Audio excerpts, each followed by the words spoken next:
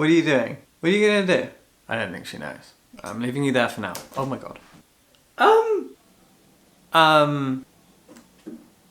that's gonna go so badly. Look at this! She can't get out. Where are you gonna go? Where are you gonna go? She doesn't know. I'm gonna see how much of this video I can do without worrying about her safety. Is All the White Spaces by Ali Wilkes the perfect winter horror novel? Maybe. It's certainly not the perfect horror novel. It's a book that I enjoyed, but I have a lot of issues with that I'm excited to talk about. But when it comes to books that hit just right for a certain season, I find that a kind of fun topic to talk about. Your perfect Christmas read, your perfect summer beach read, blah blah blah, these things have been talked about a lot. Autumn is typically for horror and gothic fiction, but winter is too. Winter is a time when things are cold and dark. There is a sense of death in the air, all the trees are barren, the earth is cold. And so it's really nice to find a horror novel that takes all of those feelings and runs with them. When it comes to being a perfect horror novel to read in the winter time, something that conjures and reinforces the feelings that winter sets into our bones, yeah, All the White Spaces absolutely nails that. But it's certainly not the best horror novel you're ever going to read. So let's talk about it. I actually got to meet Ali Wilkes at a book event in a queer bookshop in East London a year ago, last winter. She was really, really lovely, very, very charming. We got talking about her book and other books that it immediately reminded me of, namely Frankenstein, my favourite novel. And so when she signed it, she wrote, "To Willow, a fellow Frankenstein fan." I think that's what it says. Yeah. See? But then once I left, I put the book on my TBR and there it sat for a year. However, by the time this video goes up, I will have been to a queer horror book club at a local bookshop in Glasgow discussing this book. And it was wanting to attend that queer book club that got me convinced to finally actually pick up and read All the White Spaces. So what's it about? All the White Spaces is a 500-page horror novel, but it's also a piece of historical fiction. It is set in the years just after World War I has ended. Our protagonist is a very young man named Jonathan. Jonathan lost 2 older brothers during the war. They went off to fight in the trenches and they didn't come home. Jonathan himself wasn't able to enlist. He makes the excuse to other characters that it was because he wasn't of age, but there's another reason, and that's that Jonathan is trans, and has unfortunately had to live his life until this point as a girl. Now he's living his truth. Growing up, Jonathan and his brothers had an obsession with adventure and exploration, specifically Arctic exploration. Jonathan and his brothers dreamed of hopping on a vessel, travelling all the way down to Antarctica, and seeing Antarctica for itself, exploring it, discovering it, charting it. They read books about it, they followed journals and expeditions and news media, blah blah blah. Do you mind? She doesn't mind. You want to hop back on? No? She's having fun. Are you having fun? Or do you want to get down? Okay, I put it down. Jonathan's brothers will never get to see Antarctica, but Jonathan still can. And so, living his truth as a young man, with a new name, and with the help of a friend, Jonathan manages to stow away on a ship. This ship is led by a legendary seafaring Voyager explorer guy who's already been to the Antarctic once. The friend that helps Jonathan stow away is called Harry. He was friends with Jonathan's brothers. He even fought in the trenches alongside them. He made it home, and now he's helping Jonathan live his dream, and the two of them are on this ship. Very, very early on, Jonathan is found by the crew. They do not, however, discover the truth that Jonathan was assigned female at birth. His disguise continues to work, and that's great. He can continue to live as a young man. He wants to prove himself in the world of men as much as he wants to see Antarctica. Being on a ship bound for a cold, isolated place, a ship full of burly men doing burly ship man things, it's satisfying and exciting for Jonathan. It's what he wants. But very early on in the voyage, Jonathan begins to see strange things. The corridors of the ship and some of the rooms feel haunted, and Jonathan is starting to see the ghosts of what might be his brothers. This happens very, very early on, and this is the haunting that kind of carries us through the whole book. These early chapters, which make up maybe the first third or even the first half of the novel, are great. slowly making their way down south, trapped in this isolated world where we get to know the crew slowly and Jonathan has to try and bond with them. He's been discovered, but he's been allowed to stay. Can he prove himself? Yes, for the most part. That's all really fun. I enjoyed the camaraderie, I enjoyed the slow build and the growth and the big mystery of what these ghostly apparitions might be. There's a scientist on board that Jonathan and Harry don't trust. He's definitely harboring some secrets, and eventually something goes horribly, horribly wrong. And when they make it to Antarctica, they are stranded there. They cannot get back. Jonathan and Harry initially blame this scientist, but whoever's to blame for sabotaging this mission, they are now stranded. And soon enough, at the halfway point of the novel, they find a bunch of abandoned huts. These huts were built and then left by a German expedition team 1 year ago, that this crew all knew about. It looks like they just up and left in the middle of dinner, which I'm sure is something that I'm getting from a film somewhere. The Germans have vanished and yet they've left everything. So what happened? Did they go nuts and just walk out into the ice? Were they abducted, kidnapped, eaten? Lured out by a monster? Well, those questions will get answered. And they will have something to do with the ghosts that seem to be haunting Jonathan. It's a big, huge mystery. And honestly, the book's success kind of hinges on the reveal of that mystery being satisfying enough. Because all of this is laid out in front of us. You've got ghostly images. You've got people who seem to have vanished. You know those things are going to be related, and you need it to be a satisfying conclusion. I'm not going to spoil it, but I am going to say I don't think it was a satisfying conclusion, and that disappointed me. Another thing that disappoints me is that this book is 500 pages long, and it definitely could have been about 300 pages long. It does not justify its own length, and this is an enormous pet peeve that I have with books as a whole. I talk about it a lot. I love short fiction, I love novellas and short stories, and I cannot understand why anyone would write a 500-page book when 300 pages would have been enough to tell that exact same story without sacrificing any emotional heft, any detail, any character growth, anything at all. However, I can also see why anyone could enjoy the length of this novel because it's nice to sit in that environment, in that world, and slowly enjoy the ways in which Ali Wilkes builds suspense, builds the mystery, and stretches it out and teases us with it. That is fun, it's satisfying, and it's the reason I think that this does make a really good winter horror novel specifically because it echoes the feelings of winter.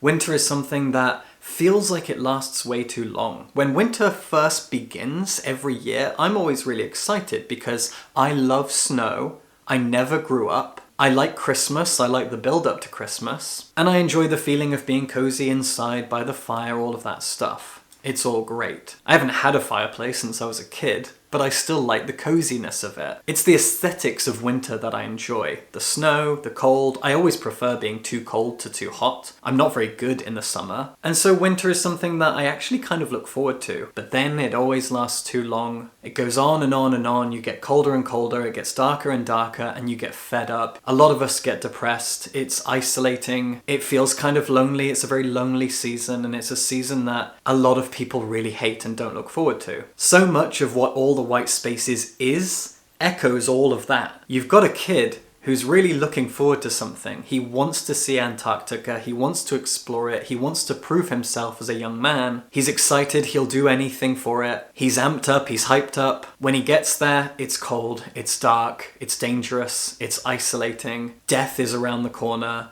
And it goes on and on and on. It's exactly what the build up to winter and then the endless drawing out of the dark and the cold feels like. In that sense, this is a book that mirrors winter and feels like a perfect winter horror novel. And that's what makes it such a massive shame that there are so many things about this book that I just didn't enjoy. Another issue that I have with it is that none of the characters are particularly well established. We spend so much time with them.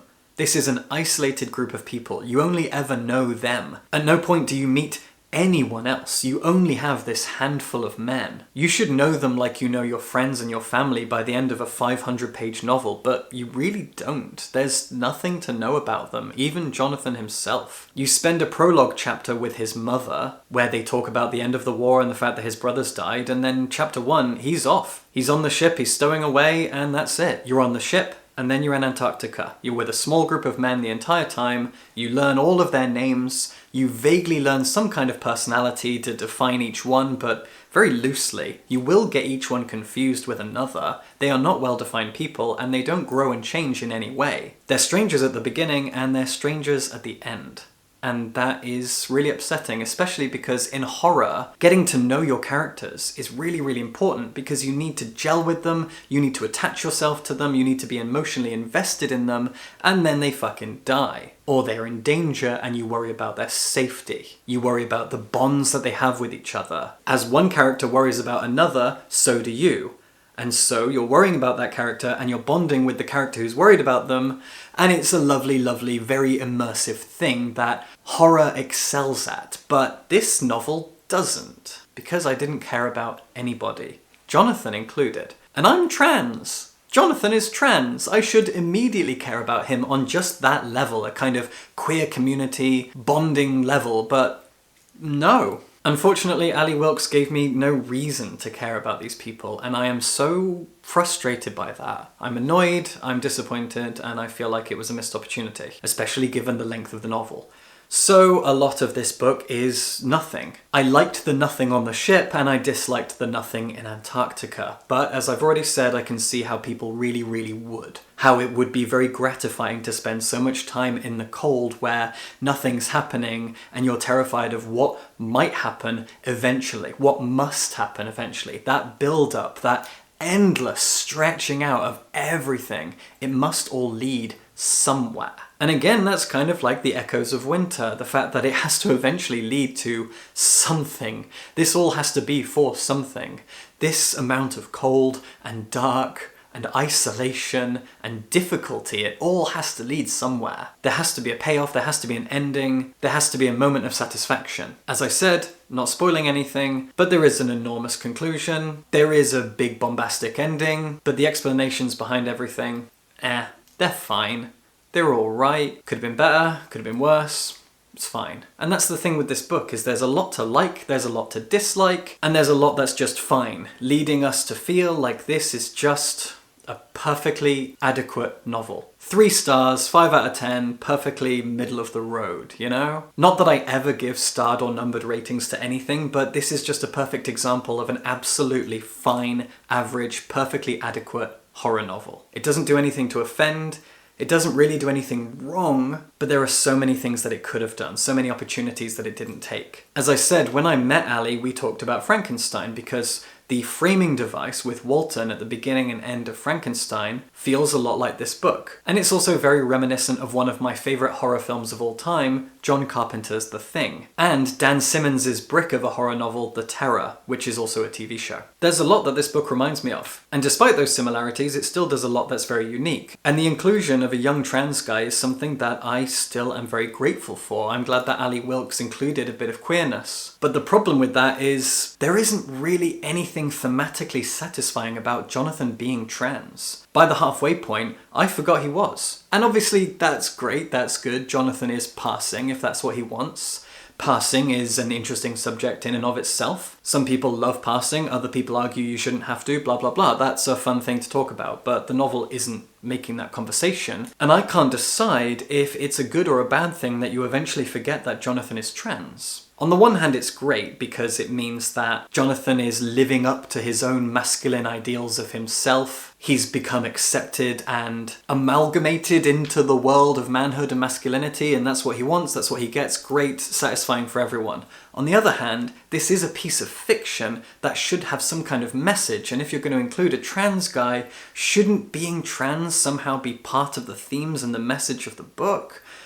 Because it's really not. I don't know, it's interesting because this is a book about his journey towards masculinity, him feeling like a proper man, and yeah, he manages that, that's awesome. But this isn't the story of a young cis man proving himself as an adult, as a grown man, maturing into manhood. This is about a trans guy, and I think him being trans should have meant more somehow. I'm really not sure, I go back and forth on this, because I have a lot to praise Ali Wilkes for when it comes to how she's handled him being trans, and I also see missed opportunities in the tone, the theme, blah blah blah. This is a weird aspect of the novel. All things considered, all the white spaces is Absolutely fine. I think as a horror novel to read in the wintertime, it's kind of perfect because, as I've said several times now, it's tonally perfect for winter because in so many different ways it mirrors the feeling of going through winter. And that's really, really cool. And also just on an aesthetic level. It's cold, it's dark, it's snow, it's barren, it's isolated, blah, blah, blah. Death is everywhere. It's aesthetically winter. So great. Perfect winter horror novel, but certainly not a perfect horror novel. The bloated length, the lack of good characterization, the lack of a really satisfying ending, and the fact that Jonathan being trans didn't mean enough to me, all of that makes me feel like, yeah, this is a really well-written book with a great journey, really good tone, really good atmosphere, fantastic tension and build-up, all of that absolutely is nailed by the author, brilliant. But all those other things just aren't there and could have been a lot better. So as I've said, perfectly adequate horror novel. Could have been a lot more. Oh well. Now it's time for my Patreon book recommendation of the week. Since we're on the subject of horror, Pauline recommends Mongrels by Stephen Graham Jones.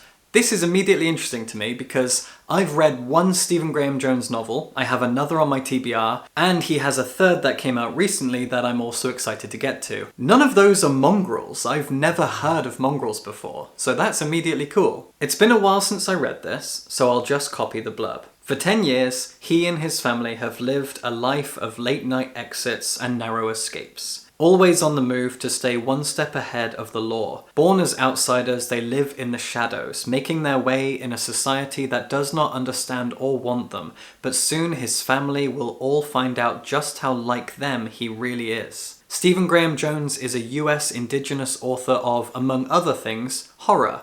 This is a dark and funny coming-of-age story I think you might enjoy.